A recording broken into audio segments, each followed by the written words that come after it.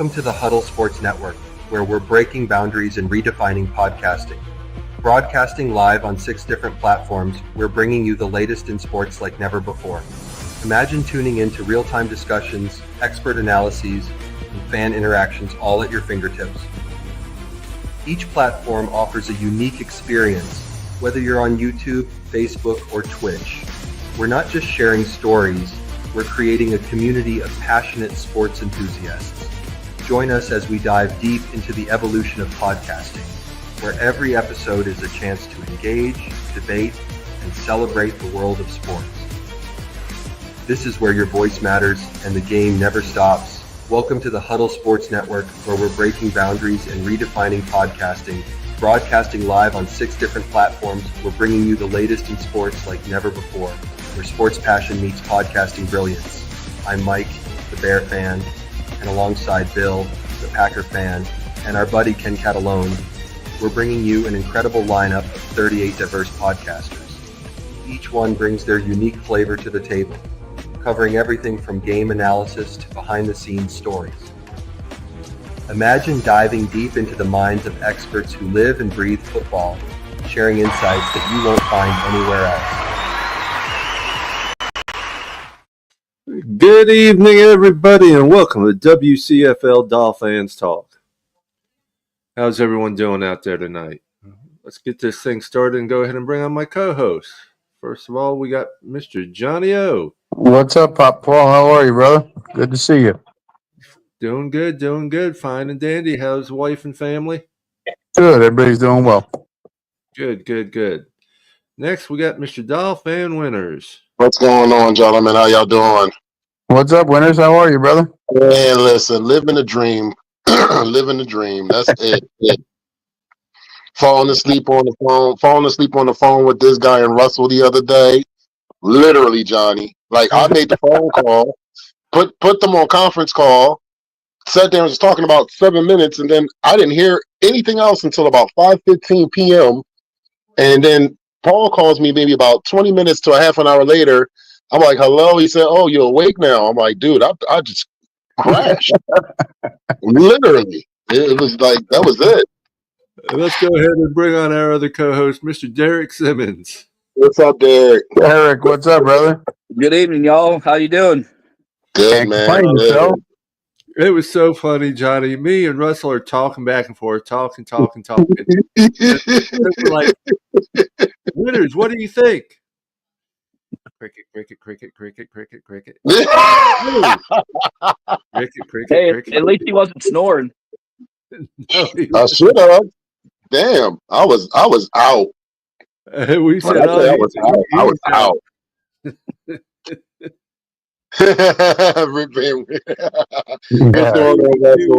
He was just out for the count. I said, he's out.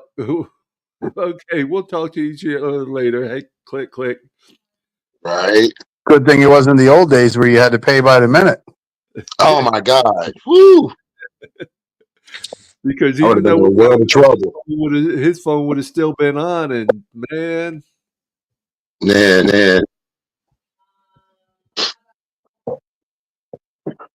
So let's talk about the free agency. Hey, which one are we going to start with? Mm-hmm. Like I said, we re-signed Dotson. So. Oh shit! That must be El Capitan. What's going on, Finn's Tailgate Channel? Oh man, yeah. Ugh. That's a real popular signing in the Dolphins community. Woo. Yeah, Mike White 2.0. Bruh.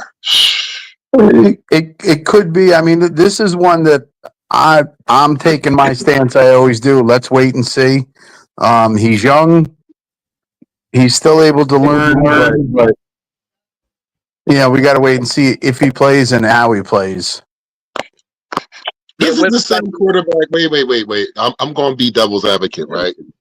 Ain't this the same quarterback we murdered a couple seasons ago? We murdered this kid, didn't we? Exactly.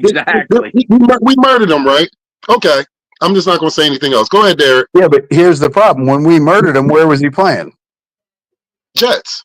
Right. And Jets are known to destroy quarterbacks. I hear you, but I'm gonna tell you this. Last time I checked, we got somebody from the Jets. They didn't even make the fucking 53-man roster, if I'm correct.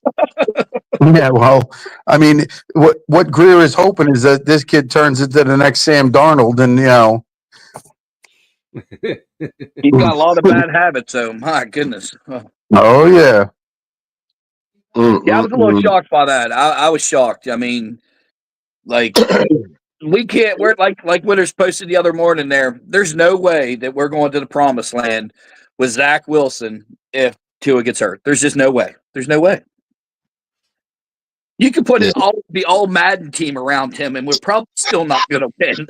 Like, prove me wrong. Prove me wrong, please. Is all I'm asking. Prove me wrong. But wow. You said it correctly, Derek. Wow. yeah. You know, Yeah, it was not the signing I was expecting. I mean, when I seen it, I'm like, I said, April is not until another month. Because at first I'm like, this is got to be an April Fool's joke. And then I'm looking at Adam Schefter reports. I'm like, you got to be fucking kidding me. And sorry, folks, to the 2 people that's watching and the many people, there's going to be a lot of Fs and a lot of cursing tonight. So you might as well just get prepared. We did re-sign Dotson. That's a good move. But I'm looking at everything else that everybody else is doing in the division, and New England is stocked up. If I'm correct, 13 signings in the last 2 to 3 days. About 10 or 11 of them were defensive players. They're definitely beefing up on that defense. They're trying to get it back to how it was way back when. And if you know how Vrabel is, what's going on, El Capitan, and what's going on, Russell? What's up, guys? What's up, You know, How you doing, Cap? I'm hanging in there. Cap, this is my brother. Cap, this is my brother Russell from Massachusetts. He's been a diehard Miami Dolphin fan for 55 years. God bless you, Russell. You like the rest of these boys around here suffering. Oh, Yeah. you know, Suffering. I always say to Saul and Paul and everybody who's younger, I says, you guys, the only time you're going to see a championship is if you got it on YouTube. I've actually seen it live with my own eyes. I remember feeling like Christmas. I ain't felt like that in a long time. Yeah. Now I'm still young enough. I believe I might be. I think I'll see one before I'm 70. I have a feeling. Like, Oh shit, Derek. That means none of us are going to be here. I'm hanging in there. Yeah. I'm hanging in there. Hey, you got a better chance of being on the Jetsons. Yeah, I'll try. Yeah, it's definitely going to be. Look, what do you guys think? I mean, we've made some additions. I think we all anticipated the Dolphins being pretty frugal. It was a bit of a surprise that their very first move was Zach Wilson. People have a lot to say about it. I'll be talking about it later, but there's some good things. I like the Daniels signing. I know the guy's coming off injury, which fits the profile that we like in here. You got to have a major injury within your career for us to bring you here. But with that comes a very affordable contract for potential high upside. That's what the Dolphins are always doing. Buy low to hope that it sells high, or they overpay for what is premium, like just what it takes. And I think we have to overpay for premiums because players want to come here to make money and live a certain type of lifestyle and do that type of stuff. When they think about Miami, when they go to other teams, they want to get paid, but they want to win too. I think there's an inherent bad vibe with players that want to play for Miami. But I think Miami leans into it. I mean, look at our coach. You guys see him at Georgia today. He's got that freaking he's got like a $5,000 backpack on and stuff. Everyone's got black backpacks, and some of them are designer, but he's got to have the different one. He's got to stand out. Like, to me, and I get it, you could be cool and have your nice backpacks and stuff, but I don't know. Like, is that what he really wants to show? Is he excited when a player recognizes his nice backpack and says, "Oh, I like that"? You know that? Like, is that who he wants on his team? Like, give me a dog. Give me somebody that don't even give a damn about backpacks. Give me somebody. Give me a lot of dogs. Give me. It's just all the priorities are so fucked, boys. Okay. With that being said, El Cap. With that being said, would you take Raekwon Davis back? Yeah, but Raekwon Davis ain't coming back. He ain't coming back. What's up, bro? What's up, Eric? What's up, Eric? How y'all doing? Chilling. Russell, this is my younger brother. This is my younger brother, the lone champion Eagles fan on the panel. Oh God! Well, see, this guy gets it. You know, he knows what winning feels like. This guy gets it, right? Because I'll tell you what, I wish Dolphin fans had the same type of energy the Eagles fans got. Their team's got like 10+ wins, and they're foaming at the mouth because their quarterback and their wide receiver, they're calling for their coach's head, and they pretty much bitch their way all the way into a Super Bowl championship.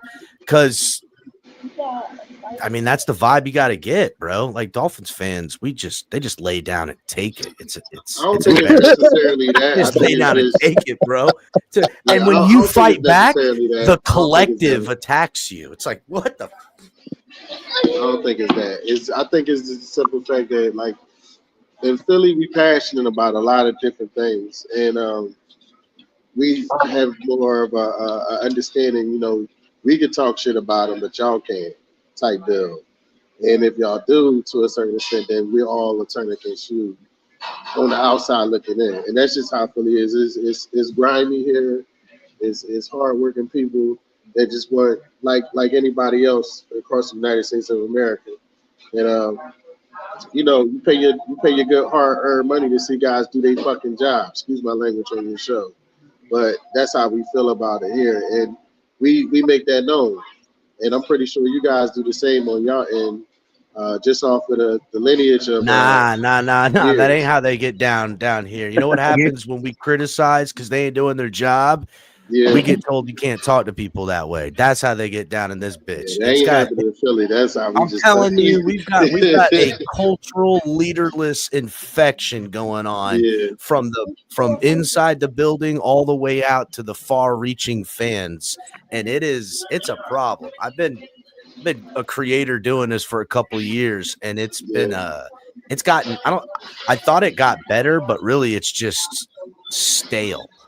You know, I'm gonna say this not to cut off anybody. I live in Massachusetts, and Massachusetts is just like Philly. They go all year round. They are hard on their team. They play physical. They talk junk. And in Miami, the culture is, if they ain't playing well, we can hit South Beach. We can go to Fort Lauderdale. It's a country club atmosphere there. And everybody's priorities are on football. So you're not going to win. I don't understand how you can start a season fresh. Everybody's 0-0.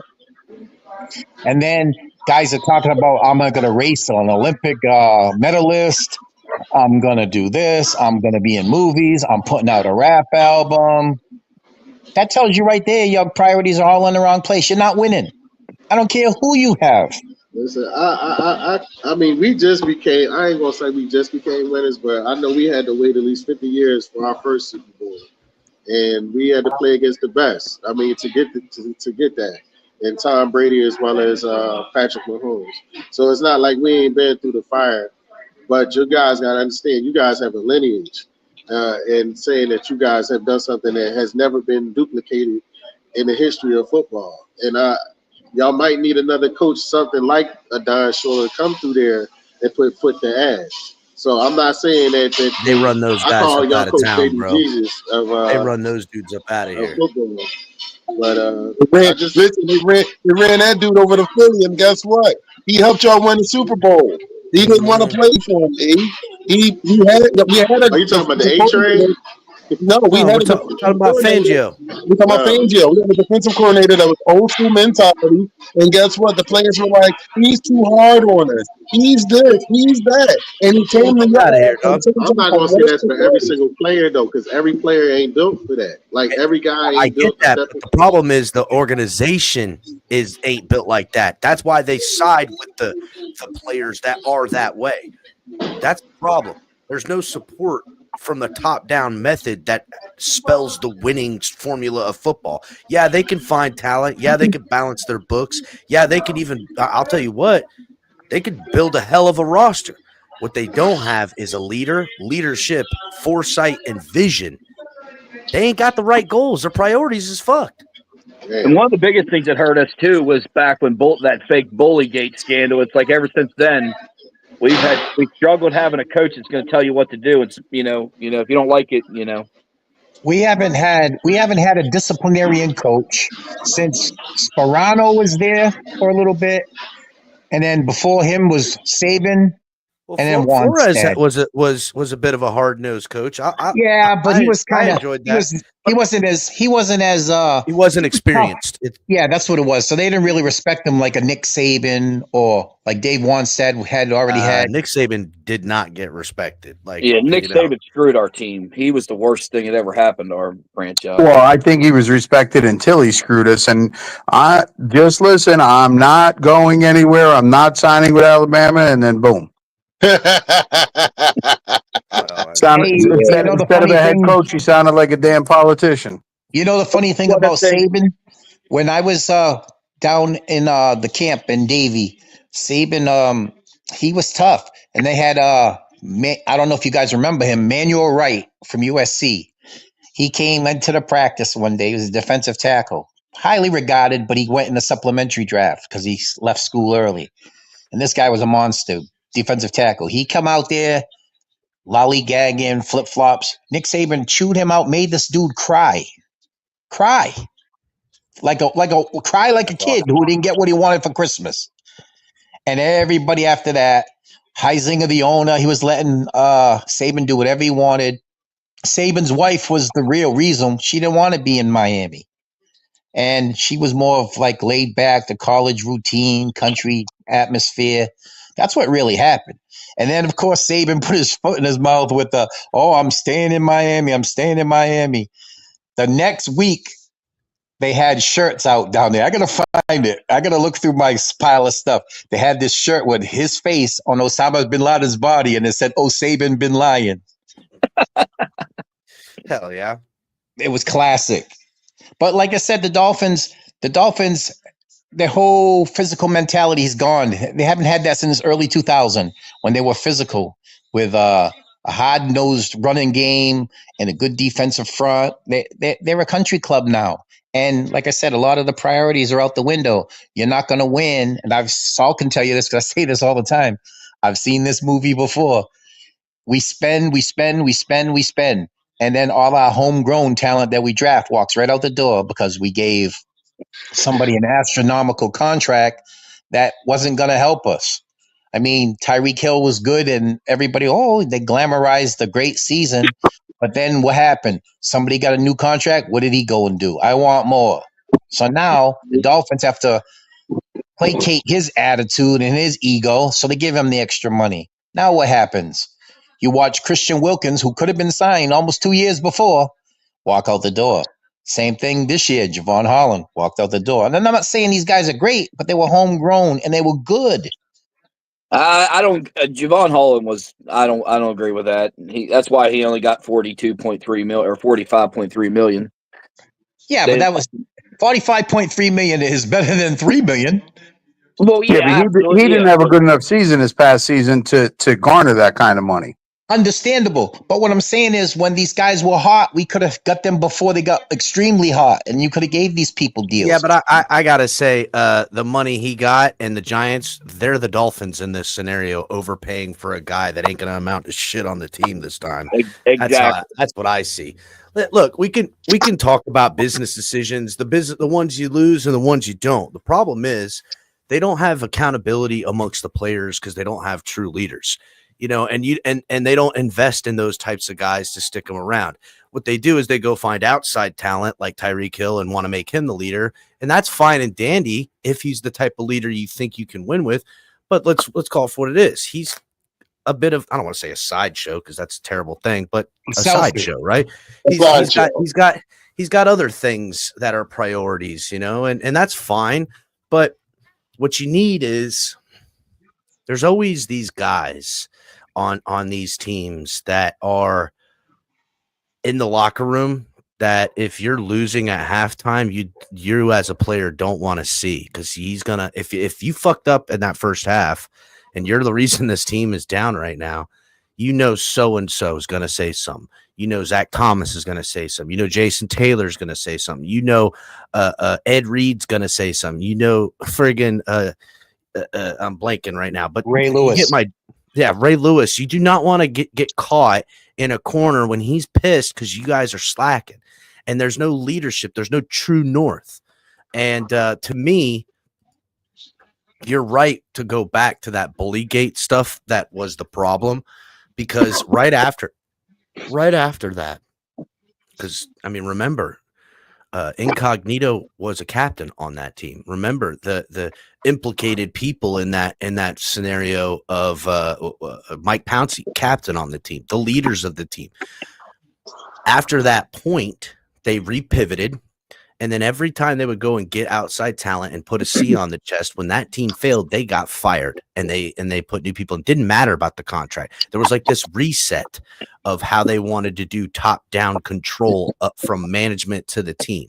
And with that, they lost identity, because the guys that are standing up on their soapbox, preaching, trying to motivate the team and holding people accountable, they're the ones in the spotlight that get pointed at. We failed. It's your fault first, rather than they're the only ones trying to prevent failure and the ones holding them back. It's a reverse opposite. Squeaky wheel doesn't get the grease. Squeaky wheel gets chopped off. And it's really the wrong way to do it. They're rewarding the wrong things. And that's what's continued to happen since the Richie Incognito thing. I talked about this on an episode a couple weeks back when the Richie Incognito thing came out, that he was screwed over, and Jonathan Martin said, I was never really bullied. And it was that whole debacle. I talked about how this was the beginning of the paradigm shift of the Miami Dolphins, when everything was completely gone, and we have become idealistically lost at sea. We have nothing. You can bring in good guys, you can bring in this, but we don't have a fucking identity. You can say we have no identity, bro. We have no leader. We have no nothing. Now hear me out on this though. What do you guys think about? I think with Greer on the hot seat, McDaniel on the hot seat, from a lot of these free agent picks that we've picked up, especially with Weaver, I think Weaver's taking a little bit more of the role of the vocal. If is what I see, because look at the the Jets safety they brought in there. You always seen him in previous games, vocal on the sidelines, and then Daniel's coming in. He tore his Achilles, and the Steelers couldn't run the ball at all this past year. 2 years ago, the numbers were like 2.5 yards higher. So I think we're getting some low key guys that got heart, passion, and I'm hoping that the time will shift to where I think Weaver's going to have a lot of voice in this season. That's why I just hope, but I think that's what's going to happen. Well, listen, it all starts from the top down, and Russ can say what he wants about, I'm getting older, I want to win a Super Bowl. Well, where's that been the last 10 years? He bought the team damn near 10 years ago, wasn't it? And now all of a sudden, the last couple of years, hey, I'm willing to spend money. I want to get guys. I want to win a Super Bowl. But the problem is, you have a coach right now who is supposedly this, offensive genius where he can design these plays, and that's great. But he doesn't know how to call them. He can design the hell out of a play, but he can't call it at the right time during a game. His problem is he never adjusted. Right. When they took away the Dolphins' motion, when the NFL said, you can't have those guys in motion, he never adjusted. He didn't have a plan B. It was either plan A or nothing else. And he's arrogant. He'll run and run and run, and he'll do the same play where defenses are calling out our plays before we're in motion. So he needs to turn over the play calling. You got actual two former offensive coordinators on that staff. You have Bevel and you have Frank Smith. Now, what do you guys think about this, though? Like, think of the movie The Water Boy. You know, you got the coach that could always write the plays, but he was always so nervous of the other coach seeing what he is. Do you think that, like, comparing that coach to the limelight of the Miami Mike, and do you think the light's just too bright on Mike to where he can't use his genius to make the plays and make them work? Like, he's too scared to change them up? I've said that a million times. He can design a play, but he doesn't know when to call them and how to use them. And he falls back on the same few plays over and over and over again. And then the defense knows what's coming. We know what's coming, whether you're sitting in the stands or watching on TV. You know the screen is coming. You know the bubble screen's coming. You know where the ball's going. So if we know it, don't you think the damn defense knows it? And then he doesn't, you lose your starting quarterback and he doesn't change the playbook at all to go to the strengths of the backup quarterback. He wants to keep running the same plays. Yeah, it's like over-analysis paralysis, boys. Yeah, it's over-analysis paralysis. He's stuck on that same hump. He can't get over the hump, and that's where he needs to let some other people help him out. Three minds are better than one. I feel like last year, in particularly, there was added pressure, right? For Mike McDaniel, in particularly, he knows he went out on a limb for Tua to get him paid. Really bought into loving this train that he's on and believed in it. And when it fell off the rails, he truly did not know how to handle it. Truly had no idea how to respond. And you saw it on his face in the interview. You saw it from the team and how they performed in the coming weeks. And it snowballed. It's funny to quote a movie like The Replacements, but it is a football movie. And when Keanu Reeves, as John Falco, was talking to Gene Hackman, God rest his soul, he said, it's like quicksand. That's what I fear on the field. It just keeps going and everything's just, you're gone. You've lost the moment. And I think that he felt like that. I thought he kind of got it together, and I did see the team kind of still support him, but I also saw them give up on him. Oh, absolutely. He did that. They gave up on him. So I wonder if he's gotten, now it was very telling at the end of the season. It was immediately dropped. Mike McDaniel's our guy. Chris Greer's our guy. We're moving on. No one's getting fired. Pretty much is what they said. And then they were kind of candid about Tua and the backup quarterback position and things. And Ross was kind of candid as far as what he feels about things. That being said, by every stretch from what I've seen up to this point, Mike McDaniel Chris Greer feels absolutely comfortable and 1,000,000%. I don't think there's any heat under his seat, no matter the outcome of this season. I think also, now, could he want to quit or something else change? Absolutely. But currently, I don't think he feels anything for heat. Mike McDaniel, and I wonder about this when it comes to the Zach Wilson move, because it is a questionable move, and there's a lot to dig into the reasonings for that. Like in every way, like I've got so many things on that move that just did they make Zach Wilson because they believe that they could get something more from him? He is a first round pick. Taken second overall. There's a lot of stuff to consider on that. There's also, do GM and coach feel so secure with their jobs that if Zach Wilson goes out there and performs like the Zach Wilson I know, it doesn't matter. They're not getting fired anyhow. This is the type of stuff I'm really trying to deduce and dissect from this entire Zach Wilson thing. But ultimately, when we're talking about what we saw out of Mike McDaniel and his failures and what you guys were discussing as far as his coaching abilities and how he loses himself and just, here comes that screen. I think he needs to be uninhibited to release himself of this analysis paralysis. And I'm wondering if management from Ross or whatever went to him and said, listen, at the end of the year, you're not going.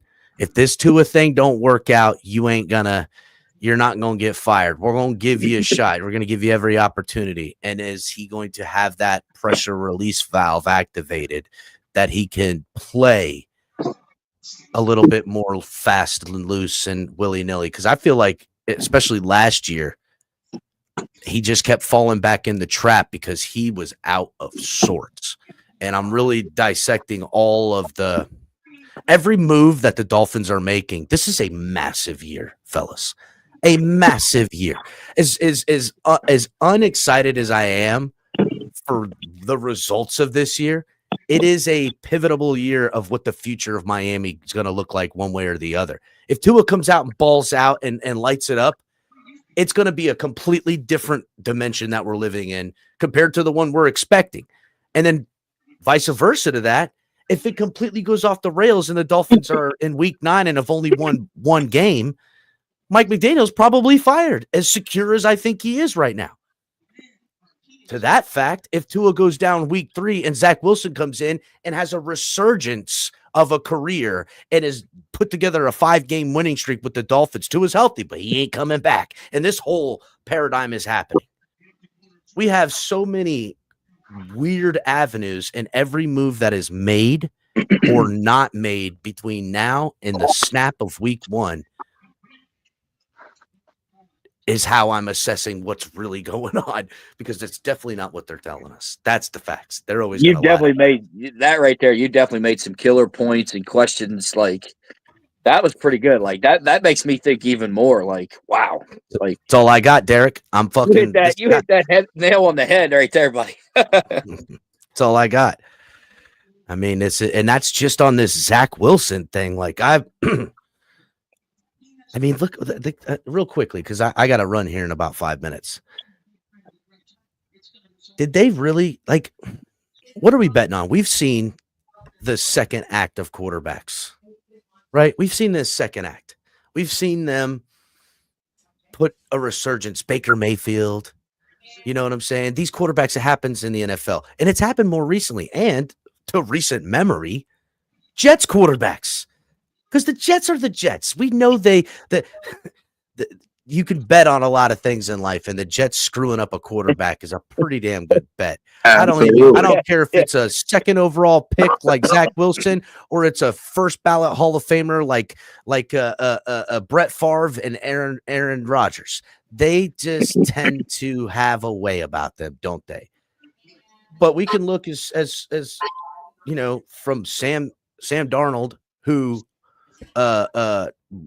is getting paid $100 million now, what he did with the Vikings, to now, even before Geno Smith and what he did for his second act of his career.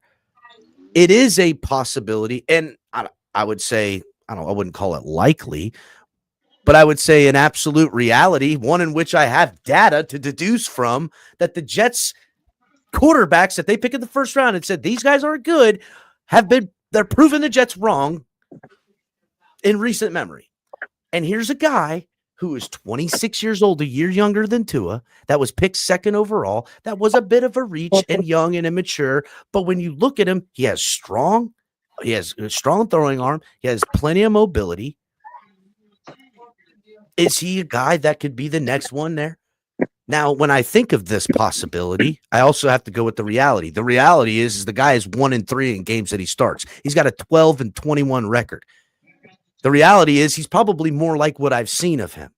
Either way, if I'm the Miami Dolphins, Chris Greer, or Mike McDaniel, and my ass is on the line, I have to take what I know.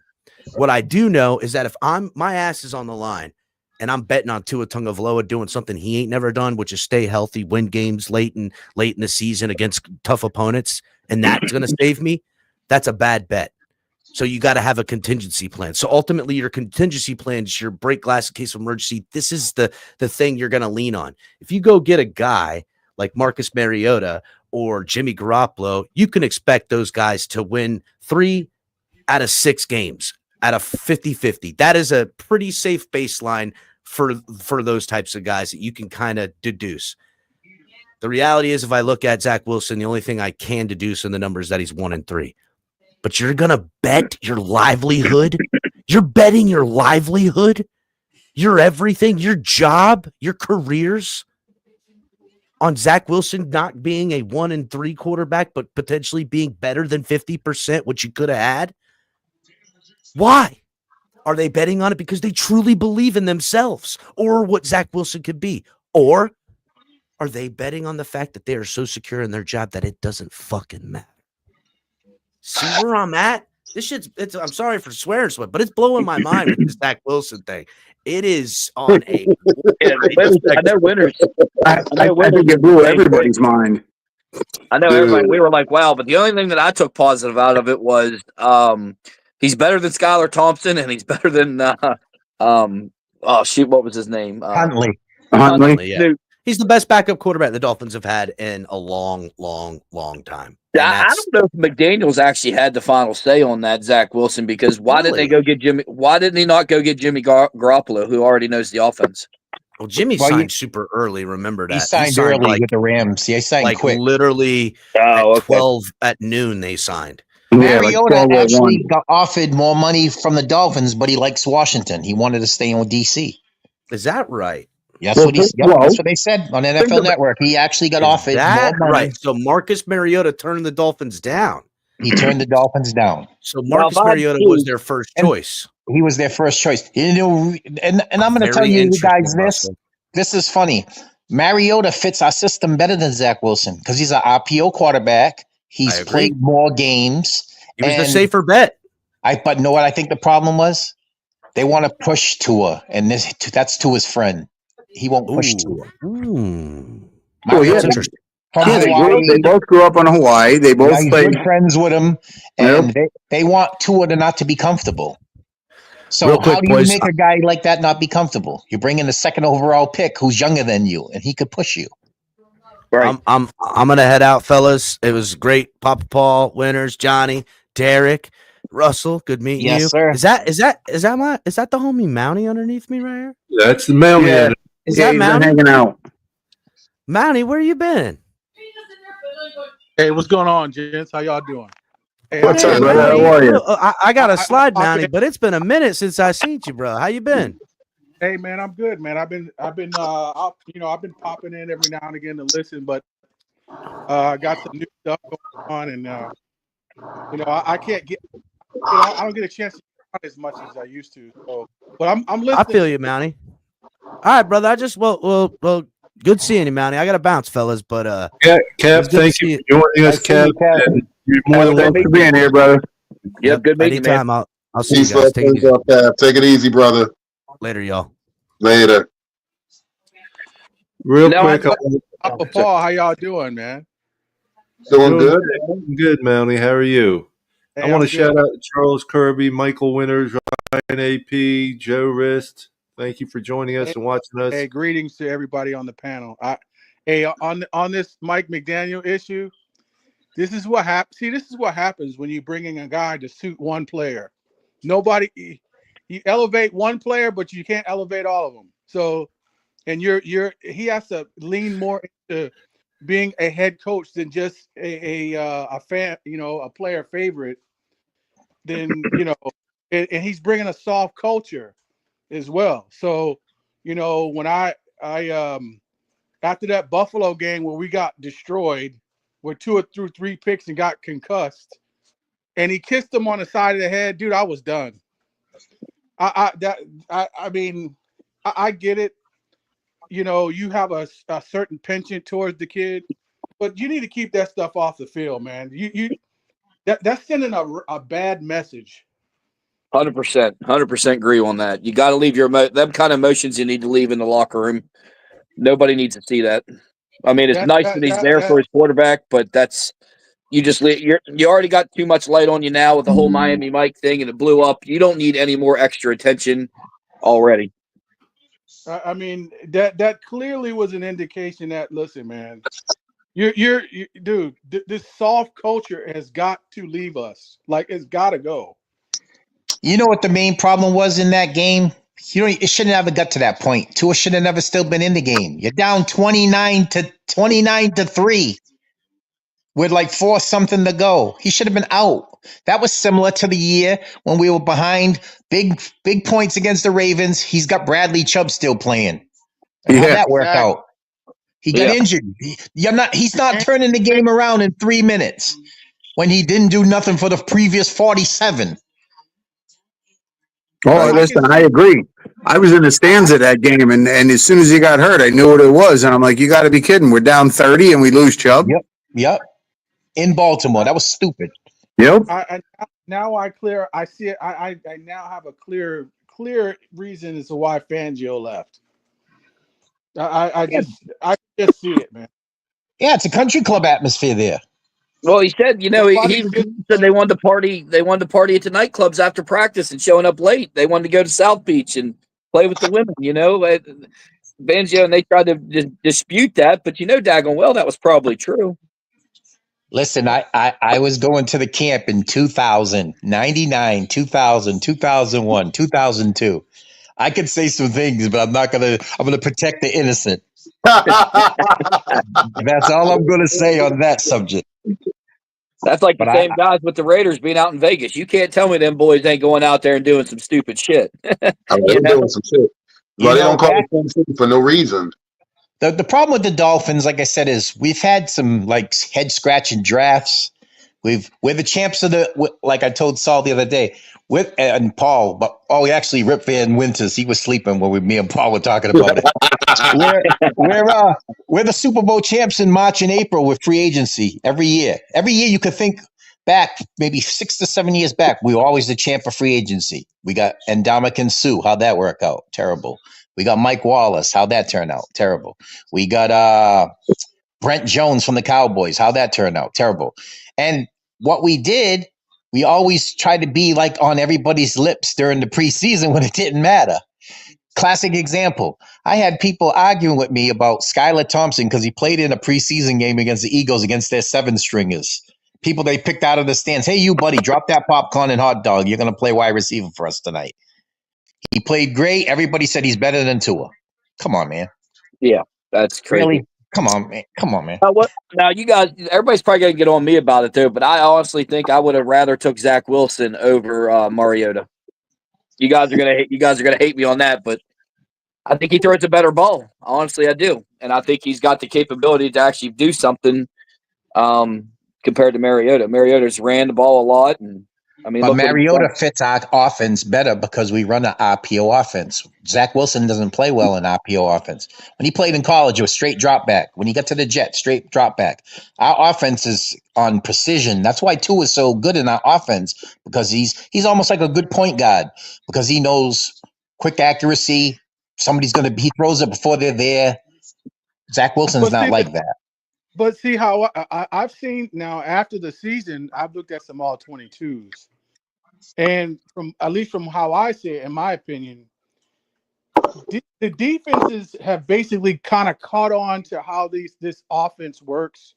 They're not going for the play fakes. They're not going for the herky-jerky stuff. They're staying disciplined. They're staying in the middle of the field.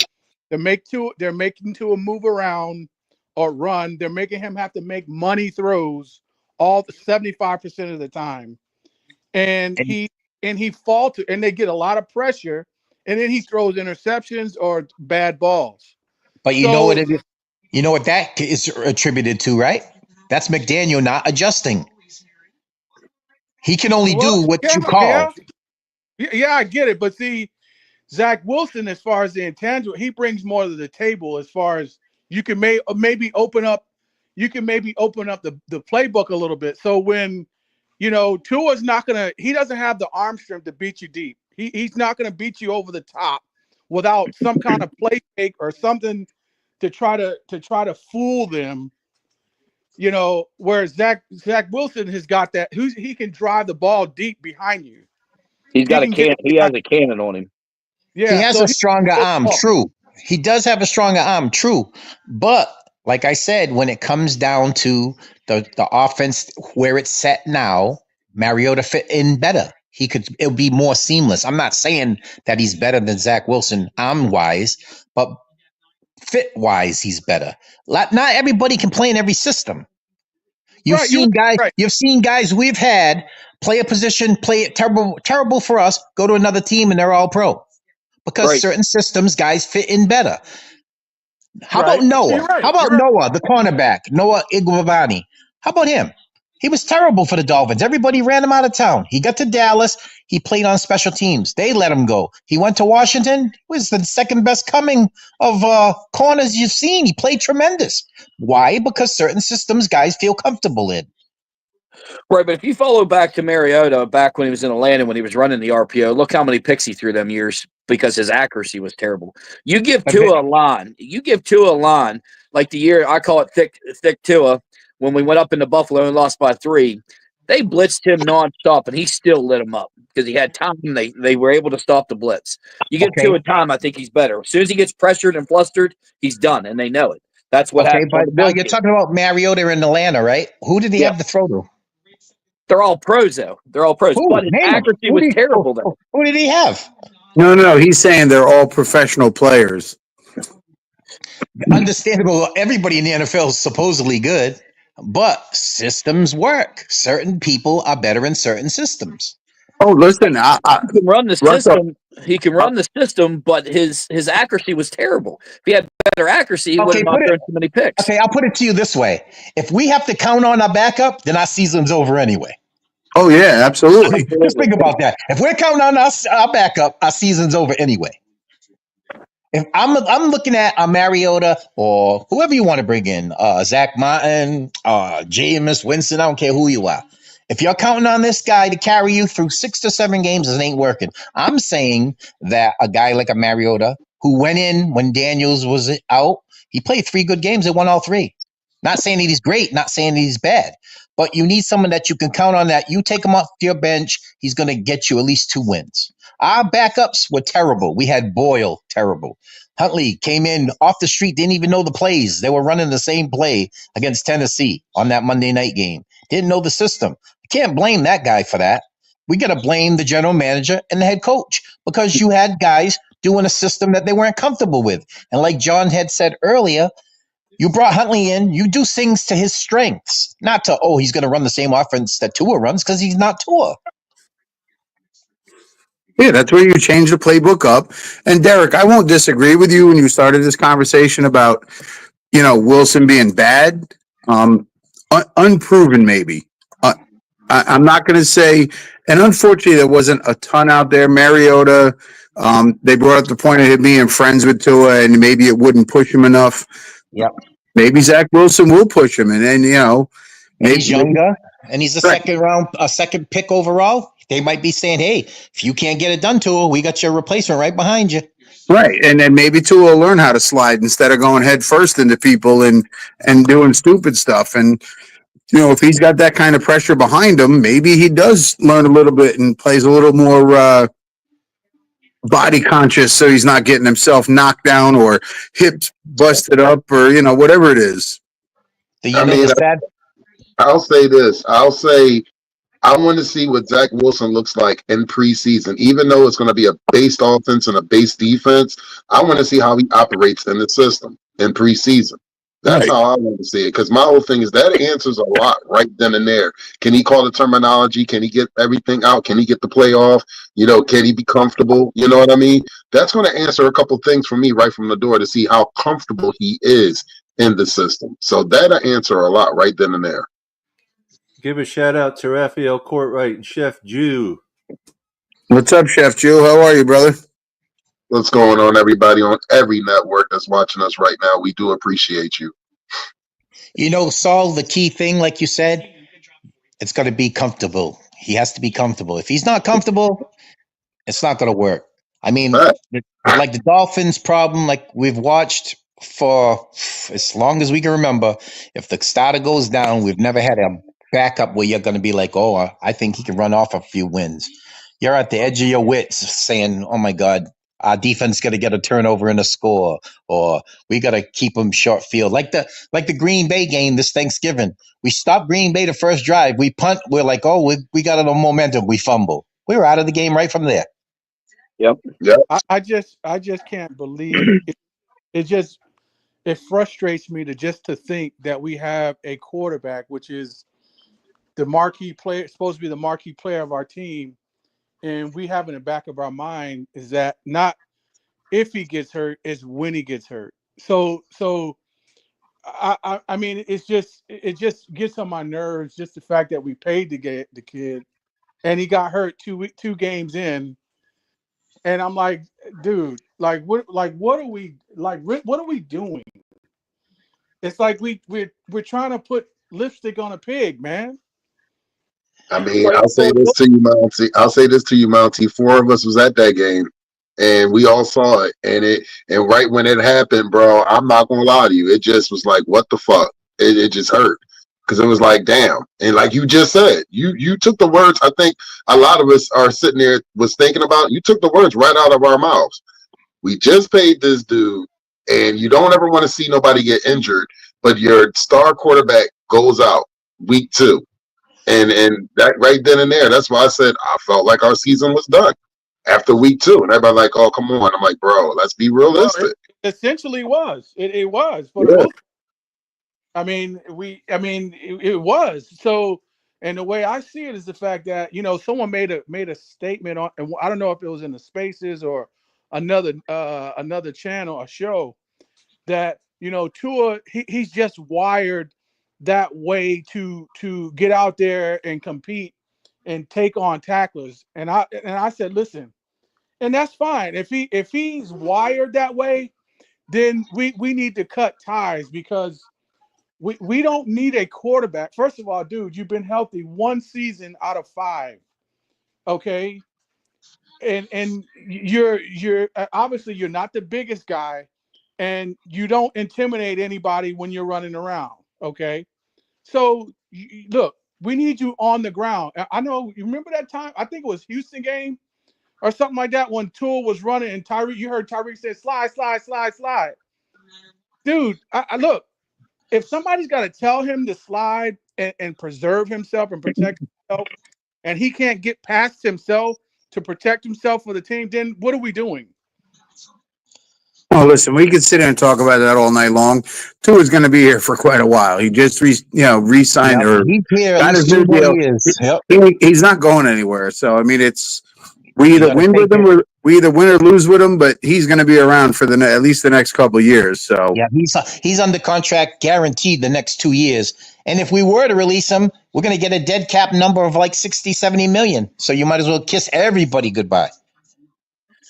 The only positive thing I could take from that is look at any of these big players that's got big, massive contracts. That year that they play after they got that contract, they've all struggled. So that's the only thing that keeps giving me hope is now they got paid. It's time to shine like you're acting to try to get your next contract. Shit, I hope that's the same for Josh Allen this coming year, because Josh Allen just got fucking paid. He got massive. And he got a massive fucking contract, and I'm like, what the fuck? And they just got Joey Bosa for a year. Yep. So, I mean, no, they got Joey Bosa for 10 to 12 games. Yeah, he'll be here at least 5. Yeah. They didn't get him for a year. The funny thing, we're all sitting here saying 2 of this, 2 of that, 2 of this. If we, in our first 4 picks, in our first 4 rounds, we better address that offensive line. I don't care who we signed in free agency. If we address the offensive line, we can take the pressure off of worrying about Tua running around, where we can run the ball. That's the key thing. I mean, you got Jalen Wright, you got Achane, and I'm sure they're going to get somebody else. And if you run the ball, you're not throwing the ball 50 times a game and putting him in peril. And he doesn't have to worry about running around and trying to be the hero, or after a turnover, I got to get it back type thing. If you're running the ball, you're showing physicality first and foremost. Like you look at most of the teams in the AFC, you can pick any of the top type teams in the AFC. We can't beat. Why? Because they're more physical than us. Just name a team, anybody. And they ground and pound. They ground and pound. And they physical. They knock you off the ball. I've told this to Saul, and I've told this to Paul, and I'll tell it to John till I'm blue in the face. If you have to throw on 3rd and 2 and 3rd and 1 all the time, that tells people that you have no cojones. You're soft as cotton candy, and you can't get a yard is what? 36 inches? You can't get 36 inches with your running game. You have to throw the ball to get it. And everybody and their mother knows you're throwing a bubble type screen to Tyreek Hill.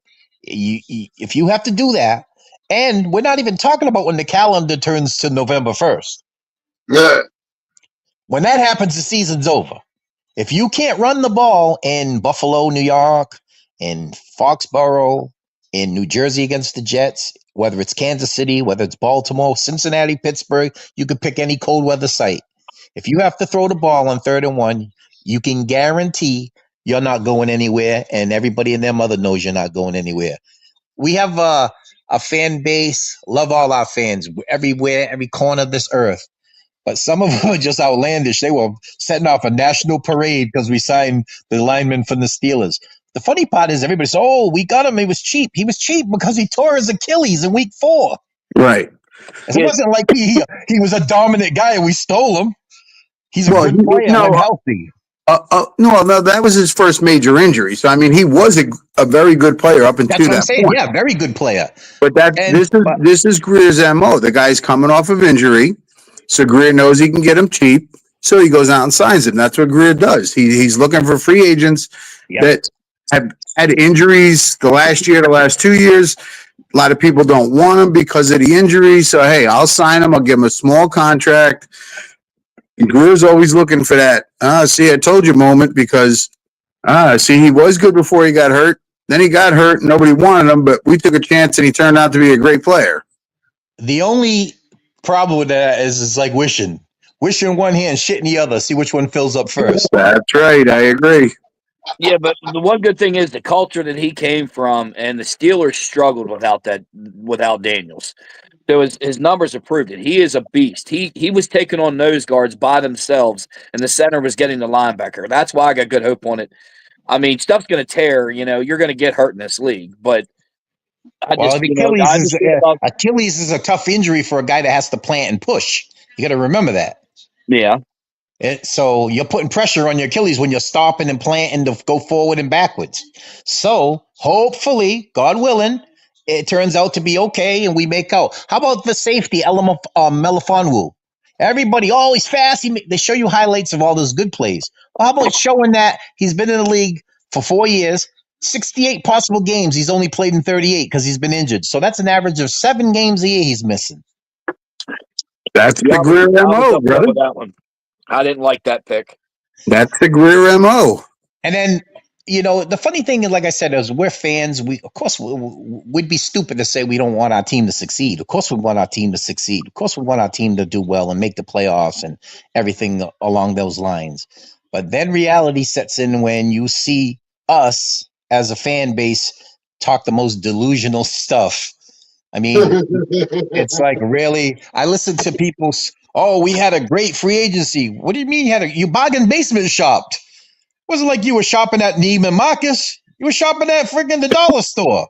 Well, the problem is we don't have any money to spend in free agency. We just don't have the cap room. So he's reaching for these guys coming off of injuries, coming off of subpar years, and saying, "Hey, we'll give you a contract. We'll give you 2 years, $8 million. We'll give you 1 year, $4 million."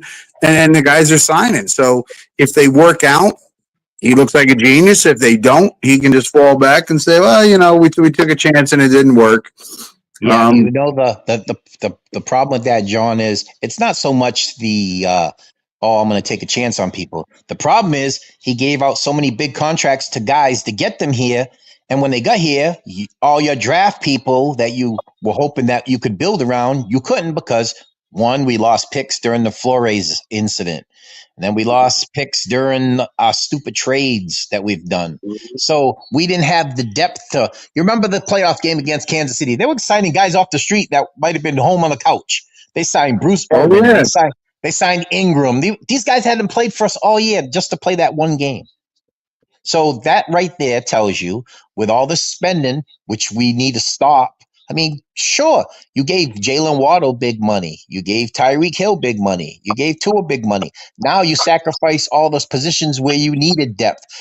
And then we went into the season with GM saying our offensive line was good. Who's worrying about it? Who's worrying about it? You lost your quarterback in week 3. I'm worrying about it. Saul's worrying about it. John's worrying about it. You got to give Tua more than 2.5, 3 seconds because there's nobody that's going to stay with Waddle, Hill, our tight ends, our running backs. And yes, we got to start hitting our drafts picks And I know you're only going to get one in so many, or one or two out of so many, but we need, like you said, we need to keep our homegrown talent there. We need to quit paying people to come down to the limelight of South Beach and all, the tax-free, we got to start keeping some younger guys there and helping the And team. you know the good part with that is when you're keeping younger guys, you got 5 years with these guys before you have to make a decision. You go out and spend $400 million on 4 guys. Now you deplete the rest of your roster, so now you're bargain basement shopping. And it's funny, we can sit here till we're blue in the face and say, well, we should have, we could have, we didn't. We have to hit on our drafts. We got 11 picks this year. 11. We got 4 7th-round picks. So if we package something to get up higher, we got to build up the depth of our team. Is that counting? Is the 11 picks counting the 4 comps that we just got? Yep. Yeah. Today we got 4 7-rounders. The only round we don't have a pick in is the 5th. We got 2 4ths, a first, a second, a third, 2 4ths, no 5th, a 6th, and 4 7s. 4 7s. Wow. So who's to say you don't trade for something before the season starts or the summer and get something, a guard or maybe a tackle? Why if we don't have a good guard or somebody, if a good offensive guard or Starks is still available after we know they're there, I say we draft back. We need back and try to draft back and get a 5th and an extra 2nd or a 3rd. I think that would be the smart move, and I know a couple of us on the panel has been saying that for a while. Okay, now hypothetically, we're 13 right now. Okay, say I'm going to see what you would do. Say Banks, say Booker, say Warren are all available. What do you take? What 3 was that again? The tackle from Banks, the tackle from Texas, Booker, the guard from Alabama, Warren, the tight end from Penn State, and Stocks, the safety from Georgia. What would you want? I'm taking Starks. No, I'm taking the offensive tackle. You're taking Banks? No, the guard, Booker, not the tackle. Oh, yeah, maybe the guard over Starks, but yeah, I'm definitely not. You got Patrick Pollard. You got to at least give that man a shot first. Yeah, but okay, that's fine. But I mean, what's to say? Armstead's saying he wants to play, so he's going to take low money to play. Now, what do you do with Paul? Are you going to move him to God? No, he's not. He can't play guard. Yeah, there's no way. He does not have the footwork. Armstead comes back. Your starting 2 tackles are going to be Armstead and Jackson, right? You trade Austin Jackson and put Paul over on the other side. No. I'm not doing that. Austin Jackson is proven. Paul is not proven. Yep, I'm not doing that. Nope. I would draft Booker. I would draft Booker, and if I could trade back, I'm not trading back too far. If I'm 13, I'm not trading him no farther than 16. But if I'm trading that far back, I have to get something. I have to get a 2nd rounder. I'm not trading back from 3 spots and get a 5th rounder. No. A big part of this is waiting to see who goes because, I watched one thing today where they had Banks going 2nd overall, and I'm like, "What are you nuts? The kid's footwork ain't that good." No, I'm telling you, I watched one today. No, I'm sure you might have seen some, but he's definitely not going 2nd overall to Cleveland. Yeah, and I'm like, you got to be crazy. There's no way you're taking Banks at number 2. Over Travis Hunter, possibly Shador Sanders, possibly. There's a gang of guys I can name. Right, but that's the thing. Being at 13, we got to wait and see what happens with those picks ahead of us. Who's going to take what? Okay, now hypothetically, if we're at 13 and the guy we want's going to probably be gone, would you trade up and then give up like a 7th rounder or 2? If it only cost you a couple 7-rounders, sure. But I mean, we got 4 of them, so might as well make out. We're not going to 4 guys that are not going to make it on the 7th round on the Dolphins. If that happens, then we're really in trouble. Or you found some real gems, which is highly unlikely with 4 of them. I mean, you're going to get Mr. Irrelevant, maybe, which was Brock Purdy. You never know. But I would trade one of those 7th rounders in the 13th to move up a couple spots if I really had my eyes set on a certain guy that I thought wasn't going to make it to me. Yeah, but listen, every draft they always say this. You can go through 100 mock drafts, and there's different Definitely. guys in different spots, and somebody's going to fall that's on the board. And I mean, I would like to see him trade back and pick up an extra pick, but I think we're just going to stick at the 13 and take the best available offensive guard that's there, and that's that. Now, what if you, John? What happens if? I mean, I think we should take Booker, or a God, or Banks, either or, because they had asked Banks at the combines, would he play God? He said, yeah, he would, because he's quick on his feet, he's physical. So okay, fine. He's quick on his feet, but his footwork is not as good as Booker's. Oh no, Booker's a natural God. That's why. Okay, real quick, Russell, we don't have any 6th-round picks. We do have 2 5th-round picks. We have 4 7th-round picks, Paul. It was adjusted 4, today. 7. We just don't have any 6th-round picks. We don't have a 6th or a 5th. One of the rounds we don't. No, we have 2 5ths. We have 1 1st, 1 2nd, 3rd, 2 4ths, 2 5ths, and 4 7ths. Yeah, we don't have a 6th. Okay. No 6. I know it's 1 round. You know, the key to the Dolphins is I hope people don't think because we picked up 2 offensive linemen in free agency that, now we're set. We don't have to draft one. No, we still need help. No. No, but you're hearing people already. We should draft the tight end Warren. Whoa. We don't need not going to help you if your quarterback's on his head. No. We have a tight end. We have a tight end, and that's what's the name? That's our brother that we got from Atlanta last year. Johnny Smith. Right now, we got Smith. Yeah, we got Johnny Smith. Yeah, which you should have. Although I wish we got rid of Hill. Yeah, they got rid of Smythe, and Hill's still there. Yeah, we needed to get rid of Hill. AKA Mr. Penalty. We're going to pick up a tight end. We're going to pick up Helm from Texas. That's my thing. That'll be put for Jason Taylor's son. Yeah, Mason Taylor wouldn't be bad. Real Get quick, him later round. Raphael, and to answer your question, can you trade comp picks? Yes, you can. Yeah, you can trade any pick, because once it's awarded to you, it's now yours. It's your pick, yep. They announced them today. I was like, oh, my goodness. Well, we already knew what we were getting, so, I mean, we actually ended up getting an extra 7th rounder, though. Yeah. We originally were supposed to only have 10 picks. We end up with an extra 7th, so we'll get 11 total picks. Hey, Russell, where is the Booker, the guard, at? What school is he at right now? He's Alabama. Okay. So I know there's some other guys at West Virginia. There's some decent guards if he's gone. But yeah, I think at 13, Booker. I'm taking Booker. And if I traded back, say hypothetically, like Papa Paul said, trade back into the 20s, I'm taking Gray Zabel from North Dakota State. Because he can play guard and tackle. He can play everywhere on the line, and he's an All-American, and he's physical. Now, which guard is Daniels going to play at? I can't remember where he was on. I was thinking he was more the left side, but I can't remember. Yeah, I don't know what side he played. I mean, wherever we're going to play him, he's awesome. If he's healthy, he's going to help out. I mean, some of these guys prefer one side or the other, Oh, yeah. Definitely. I mean, but a lot of guys, you got to be versatile if you're playing an offensive line. If you're the right tackle and they say you're playing left tackle, you got to do it. Well, you're playing in the NFL now. You're not playing college. You're not in college. You got to do it.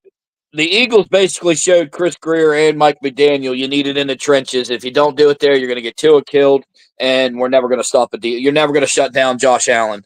So the Eagles pretty much were like, here, this is what you need to do, and we'll see if we can attempt to follow it, though. Yeah, they lost a lot today. Yeah. Oh, yes, they did. Yeah. They lost Josh Sweat. They lost Slay signed with the Steelers. They lost the running back. He signed with the Steelers, too. What's his name? He's a little scat back guy for the Eagles. He's Kenny. Oh, my goodness. Gainwell. Yeah, yep, I've seen it. Steelers are going to be good on defense, but they ain't got a quarterback. Yeah, not yet anyway. Aaron Rodgers get there. I hope so. I hope so. They got Skylar up there, and I got him. And we talked about this. Wouldn't it be funny that Skylar Thompson starts against the Miami Dolphins the Steelers versus the Dolphins up in Pittsburgh, that would be some shit. And then Yeah, DJ Metcalf there and yep. And Pickens, it's like, saw oh, the game. man. Our luck saw the game will be in December. Be snowing cats and dogs. Yeah. Hey, we did pick up a decent receiver. 6'2". Akina, yep, from Tennessee. Yep. Akina, he's not bad Yeah. at all. No, I mean, He had some crucial catches when we lost that Monday night game. yeah. I mean, he had 9 touchdowns for him last year, and he only had 400 and some yards. So Yeah, he'll be a good red zone guy. Physical, Right. He's a good blocker too. He's the one you can actually throw the fade to because he can jump over guys instead of throwing it to 5'9" and 5'10" guys. Yep. Right. You know, the Dolphins in this era reminds me of the era of Marino. We throw. We abandon our run. It's a mess. No, crazy. Let me ask you guys this: if we had the money and we could actually trade Tyreek, would you guys take DK Metcalf over Hill because he's big and tall? I know it'll never happen, but hypothetically. So you're talking about trading DK Metcalf for Tyreek Hill? Would you take it? Is that what you're asking? Yeah. If you had the opportunity, you had the money to bring in Metcalf and then get rid of Hill, trade him, and then would you do it? Well, I mean that's a hard hypothetical because number one, you'd have to find a team that is willing to take Hill's entire contract. Well, otherwise, you're paying part of it. Like an actual trade, like we knew that somebody would take Hill, and we wouldn't be like crazy, like and bring Metcalf in just because he's big and tall. Metcalf, I don't know about Metcalf because obviously they're saying he was having issues with immaturity in Seattle. That's not going to help when he's going to Pittsburgh, where they're receiving. He's immature too that they got. I mean, because they were talking about that, saying, "Oh, if Rodgers goes there, would he straighten him out and this and that?" And this era of player is disgusting because these guys have so much money and they care less about the game. They're all into everything else but the game. And it's not like, as fans, we love our team, obviously, but you just be like, wait a minute, guy, why are you worrying about being a porn star? Hey, why are you worrying about putting out a rap album? You should be worrying about helping your team get to the Super Bowl. Right. And then the worst part is these guys got these NIL deals and they're already millionaires. Some of the top players are already millionaires. So the money's not a big thing to them when they, right away because they're already loaded. Yep, because the That's rookie the problem contract coming to Miami. That's the problem coming to Miami. The South Beach already being partially rich. It's like it's set up for disaster. Well, it's funny with the NIL deals last year. Travis Hunter and Shador Sanders, they both made $18 million. Wow, $18 million. A rookie contract's not even that, and these guys made it. And these guys made that in 6 months, 5 months. So you expect this guy to be motivated when he's got more money through a college deal than he's getting in an NFL deal? Yeah. Now, if I had to take a guess, I bet on. I'm going to say Travis Hunter's going to end up being a better player than Sanders is. Well, Travis Hunter also doesn't play quarterback either. Well, yeah. So it's a little different. I think Shador Sanders, depending on where he goes, he's going to be pretty good. But of course, our luck, he'll end up on the Jets and they'll stick it up our ass. No, if he ends up on the Jets, the poor kid's dead. He goes to New York. He goes to either New York team. I think that's career suicide. That's why they got their money now. I just think that just the luck of the draw. It always happens to us. Like Mac Hollins, he leaves Buffalo. Where does he go? He goes to New England. Yeah. I mean, come on, man. I like Mac Hollins. I mean, do I don't think he got enough of a chance. And with they wasted Miami, him in Miami, other than special teams.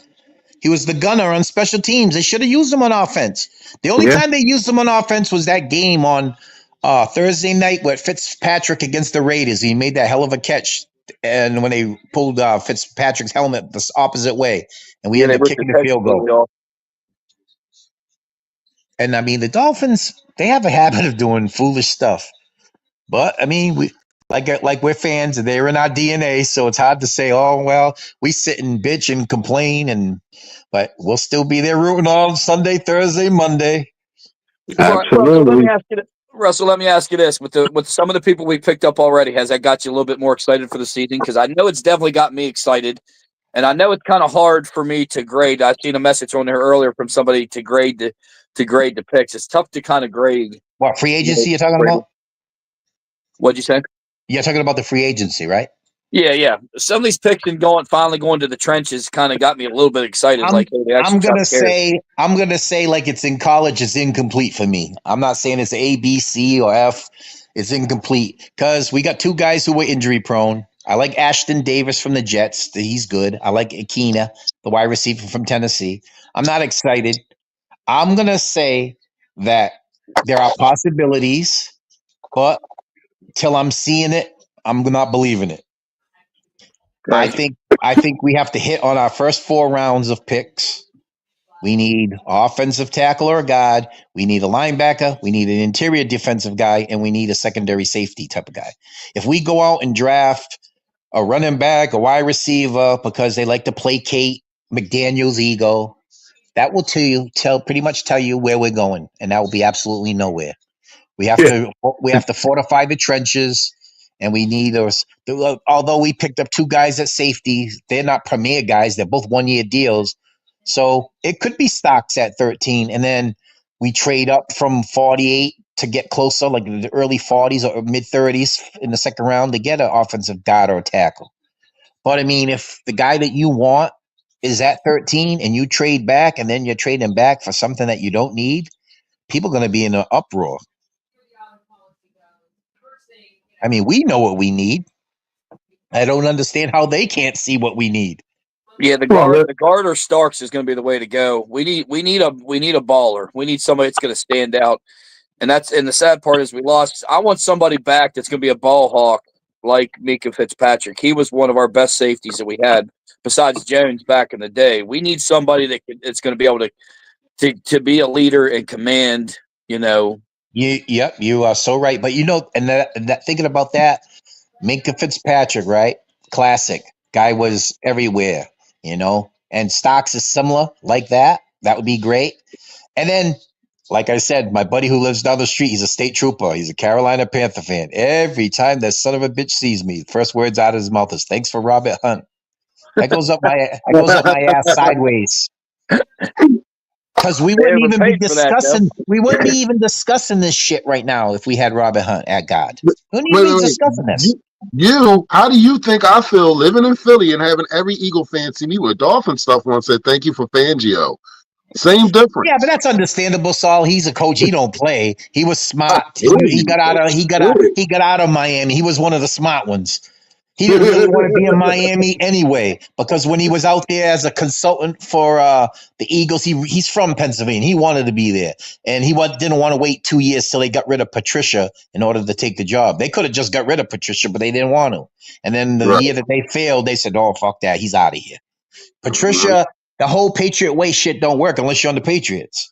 But I'm going to tell you, because I live here in Massachusetts, these mofos out here, they're talking like they're winning the Super Bowl this year. The way they're talking, I was damn Cumberland Farms near my house today, and I listened to this for about 5 to 6 minutes while I was getting my milk and getting my damn Reese cups. This dude's telling me, "Oh, we got this one, we got that one, we got this one, we got 12 picks. We're gonna do this, we're gonna do that." What do you think, Russell?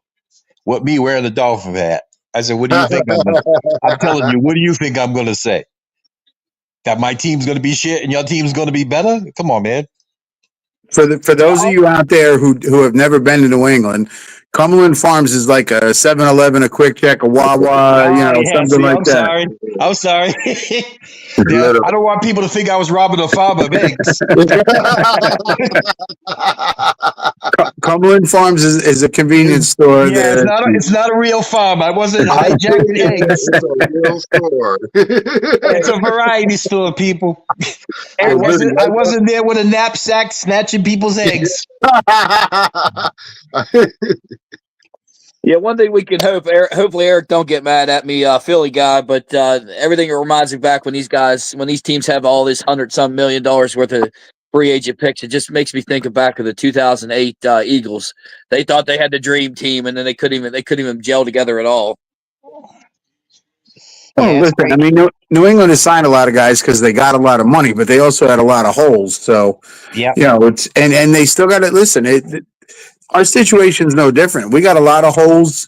You got to hope these guys come in and gel and can play Yeah. well together and understand the verbiage and do what they're supposed to do. Otherwise, it's just going to be a shit show. Yeah, New England's not going to. Like I was telling the guy at the store, because this guy never stops, man. I call him typewriter tongue because he gives ding, ding, ding, ding, bing, like the old typewriters. This guy never shuts the hell up. For those younger people, the typewriter is something similar to your computer that you type on. I keep forgetting. I'm showing my age out here because I was telling this guy the other day about back in the day. I used to go get a TV guide and see what's coming on. He's looking at me like, "What?" He didn't know what I was talking about. And then the lady said, "A TV guide is a magazine that they had weekly that told you all the TV shows." I was like, "Oh shit." The old lady standing in the line, I'm talking to him about football, and he's like, I said, man, back in the day, you go check on the TV guide, see what teams are playing and what was going on. And he was like, TV guide? And this guy was in his 30s. So I'm like, oh my God, what am I saying? He doesn't know what I'm talking about. Hey guys, I gotta jump off. My wife's calling me. I gotta go get. I gotta finish painting part of this one bedroom that we redid. So, hey, tell the truth. You're on the honey-do list. Honey, do you need me to get milk? Honey, do you need me to get bread?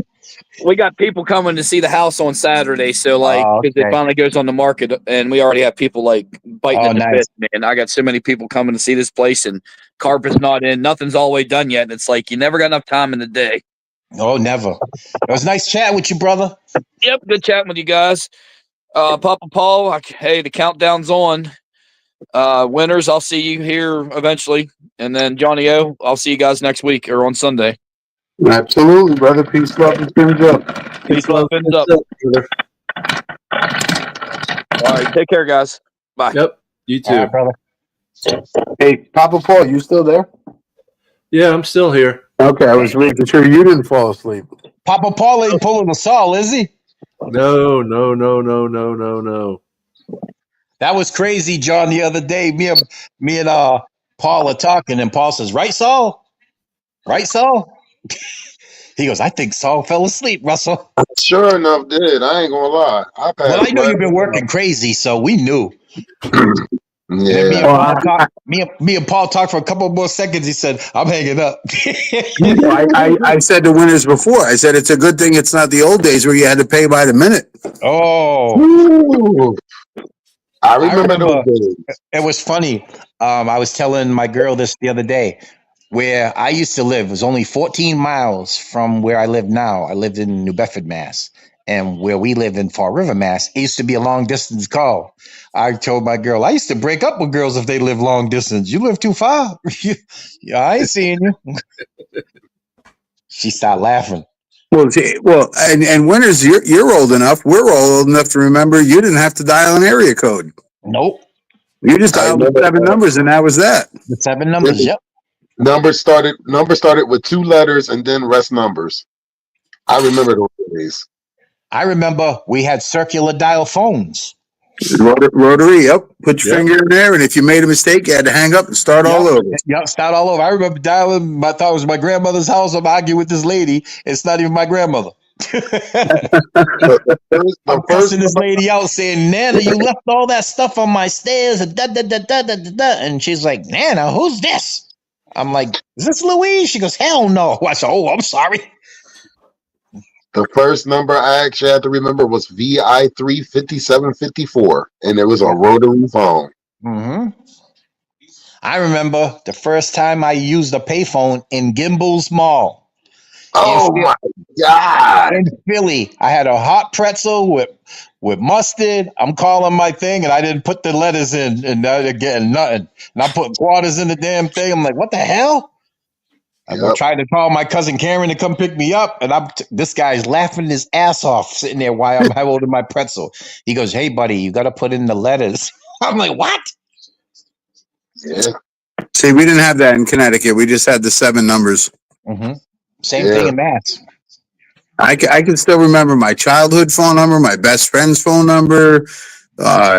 Yeah, because they were ingrained in your head because you needed them all the time. Now, Yep. Yeah. I know my wife's cell number, my one son because they're only one digit off. The other two boys and my daughter, I got to look up their number. I don't know what the hell they are. Yeah, you want to know something, John, which is funny? Being old is a blessing because I don't do anything other than the normal stuff that I do every single day. I always say to my girls, someone want to kill me, they're gonna know my schedule. Because I don't do Snapchats and Instagrams. So I will tell you, I don't even know how to post on Twitter. I don't do anything. And I don't care. Because why? It's simple. Life is simple. You don't have to, I'm not knocking anybody that's, technologically sound. I mean, that's cool. I don't do got people in contacts. I got a text list longer than the damn Bible.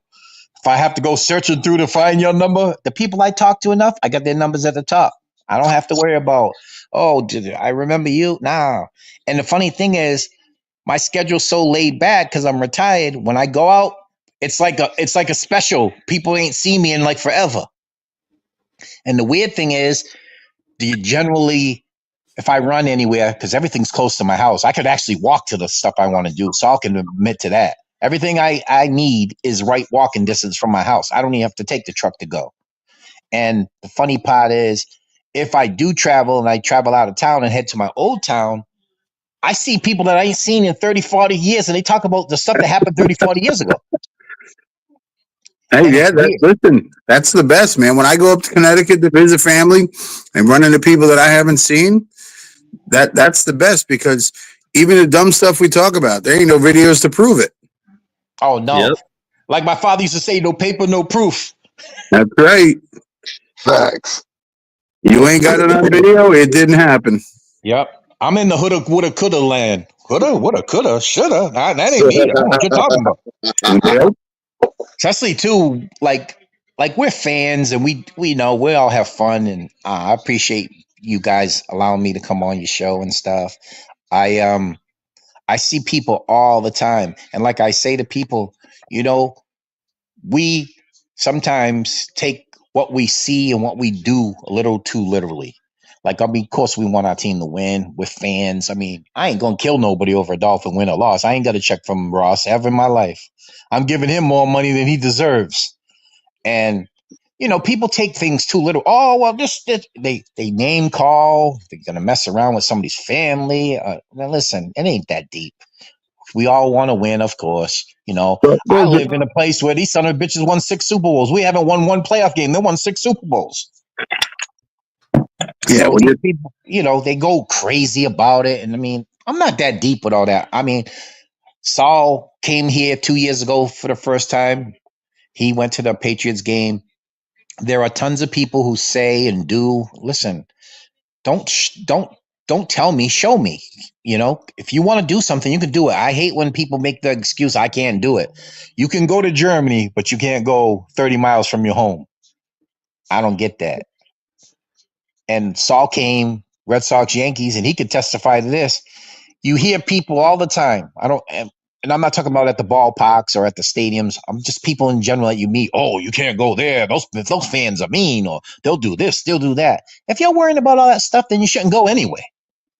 I've not met any person yet that's walked up to me and said, I'm going to beat you up because you're wearing a Braves hat or you're wearing. No. And it ain't that deep. I listen to people, they throw snowballs in the winter. Well, I've been to games in the winter. I ain't never got hit by a snowball. Maybe that was just some lucky chance you got hit by one. Saul came to the Patriots game and he was dancing in the end zone. It was like a nightclub in the evening game. He can testify to it. It was, and the vibe was great. It really was. The fans were fine. We had great interactions with everybody. Had a guy, everybody. Literally. We had a guy jump in, photo bomb us. He was a Patriot. He was talking to us. Oh, you guys, Patriot fan. We had younger Patriot fans. You know who to talk to and who not to. Bob Sampson. He came for the first time 2 years ago, and he was one of the types that were like, he travels all over, every game, home and away. And he was like, I've never been to Foxborough. I said, wait, whoa, hold on. You've been to Germany. You've been to Kansas City, Los Angeles, Seattle. But he just started doing that a couple of years ago where he was traveling to every stadium. Yeah, but he had not been to Foxborough, and I told him, and he was like, "Oh, it's too cold, and the fans are mean." I was like, "Whoa, whoa, whoa! This ain't a Christmas list. If have you been naughty or nice, you got to either go or you ain't." And Well, of all the teams, you think about this, John. All the teams in the AFC East, who you think is the most bitter rival? It should be the Patriots for all those years. well, yes and no, because you got to remember when we grew up, we were beating the Patriots all the time. Yep, We and then we beat beat all Buffalo of them. all the way through the 70s. We were 20-0 against Buffalo. They Yep. didn't win a game from 1970 to 1979. We didn't lose to Buffalo home or away. So I mean, I understand what you're thinking, but what I'm saying is from say 98 to like 2000 and well, yeah, the biggest one's in New got to be England. New England because they were winning. And that's what I said. So I was telling people this, and they were like, "Oh, I'd rather go to the Jets takeover." What have the Jets done? Their Super Bowl. I was 3 years old when they won. Joe Namath, 67. Yeah, I was born 7-8 months after they won the Super Bowl. Yeah. So I mean, come on, man. People just they do things for convenience, which is, I mean, I ain't telling anybody how to spend their money. Go ahead. I know it's a cheaper trip to come here and see the Dolphins and Patriots than it would be that you go to Germany. I mean, that's a once in a lifetime thing. Fine, whatever.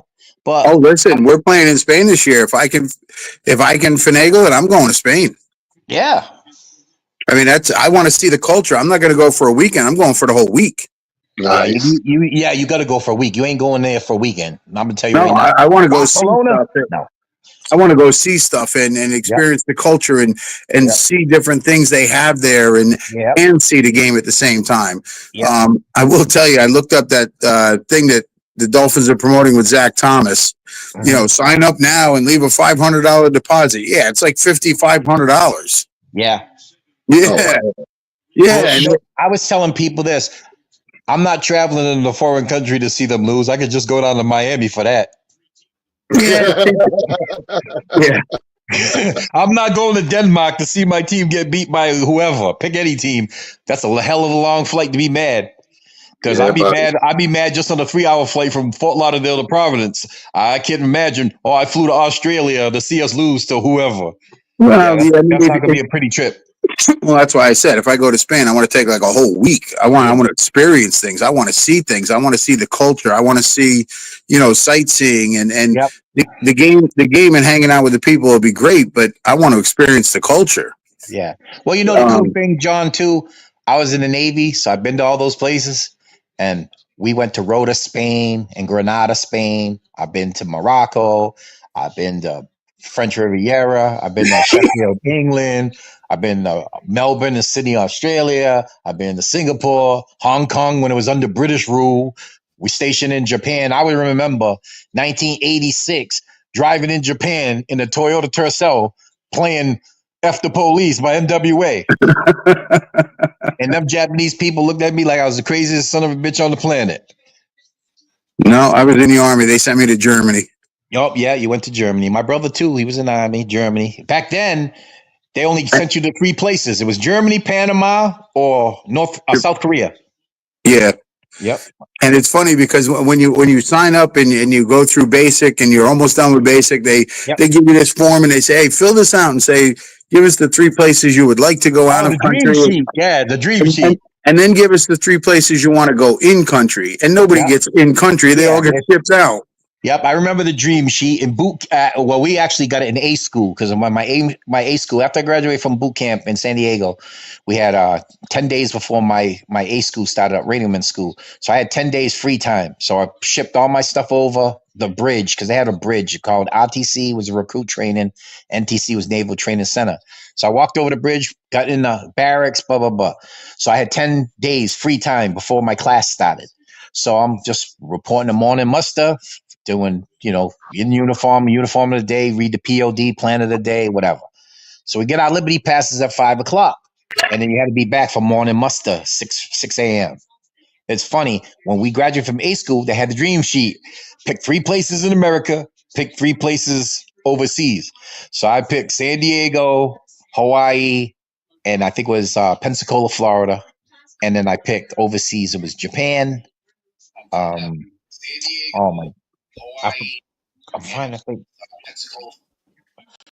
San Diego, yeah, that was where we ended up. I ended up on a ship out of San Diego. Funny as hell. This kid on my ship, he was from Baton Rouge, Louisiana. We used to call him Crawfish. And he was like, "Hey, Boston, what you doing?" I said, I'm on." Told him I'm on what the ship I was on. I'm on the USS Coronado. He said, "Oh, me too. I'm glad because we went to A school boot camp, blah blah blah." So he ended up getting transferred, and we're in Japan. We're in Yokohama, Japan, and he's telling me, "Hey, you think I can borrow your CD tomorrow?" He didn't think I knew that he was leaving the next morning. So he's like, "Oh, can I borrow your CD?" I go, "You think I'm stupid?" He goes, "Why are you saying that?" I said, "I know you're shipping out tomorrow. You're going to take my CD after you've been eyeing it for months and you ain't getting it. Get out of here." Yeah, it was good times. All right, guys, I'm about to roll on out. It was Always great. a pleasure, my brother. I'll be seeing you in a few weeks. Oh, I'll see you in a couple weeks, brother. You know, it's always a pleasure, Russell, and definitely Yes, Johnny sir. and Papa Paul. It's always a pleasure. Everybody watching across the land on every platform, thank you for joining us tonight. For Derek, El Capitan, to John, Papa Paul, Crazy Dolphin, even our brothers Ethan and our brother Tom hasn't been here. We still family regardless. Everybody have a good night and a great night. As always, peace, love, and fins up. Peace, love, and fins up, brother. Yes, Everyone, sir. Yeah. have a good night. Have a good night. All right, my man, Saul. Welcome to the Huddle Sports Network, where we're breaking boundaries and redefining podcasting. Broadcasting live on 6 different platforms, we're bringing you the latest in sports like never before. Imagine tuning into real-time discussions, expert analyses, and fan interactions all at your fingertips. Each platform offers a unique experience, whether you're on YouTube, Facebook, or Twitch. We're not just sharing stories, we're creating a community of passionate sports enthusiasts. Join us as we dive deep into the evolution of podcasting, where every episode is a chance to engage, debate, and celebrate the world of sports. This is where your voice matters and the game never stops. Welcome to the Huddle Sports Network, where we're breaking boundaries and redefining podcasting. Broadcasting live on 6 different platforms, we're bringing you the latest in sports like never before, where sports passion meets podcasting brilliance. I'm Mike, the Bear fan, and alongside Bill, the Packer fan, and our buddy Ken Catalone, we're bringing you an incredible lineup of 38 diverse podcasters. Each one brings their unique flavor to the table, covering everything from game analysis to behind-the-scenes stories.